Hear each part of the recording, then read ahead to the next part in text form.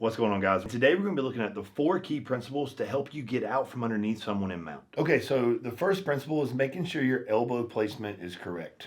My elbows are out. He slides his knee high.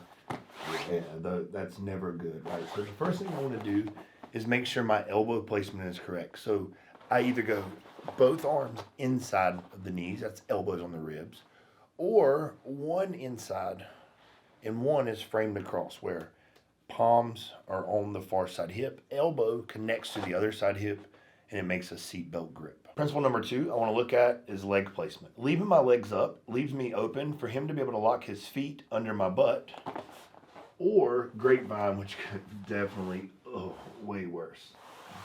So I want to make sure that while I keep principle 1 intact, that one leg is flat, and I want it completely flat on the ground with the other one up, ready to drive off of. Principle number 3, and I think maybe one of the most important principles, it's really hard to start pushing my opponent when they're stagnant and they're just sitting on top of my hips.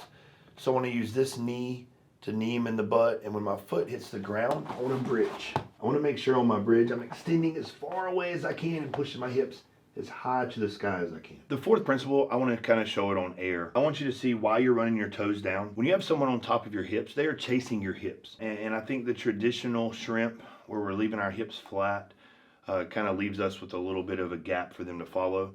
It's easier than follow the space. So we get our toes down so we can run our hips up and away. So it kind of looks like this on air. One leg's flat, elbows are in. I would knee him in the butt, and when this hit, I would bridge as far as I can. This toe would start digging, my toes would go down, and my hips would go up to get my hips as far back and away from him as I can. So we're going to get to principle 4 here. I'm going to go through 1, 2, and 3, and we'll pause so you can see principle 4 kind of in action.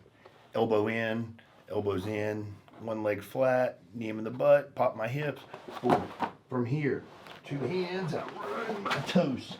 That's what I want. I'm creating big separation with my hips, and Andre's even trying to sit down on my hips some, and I'm just able to separate and get back to my guard. Thanks for joining us on the mats. Drop us a like below, and we'll see you next time.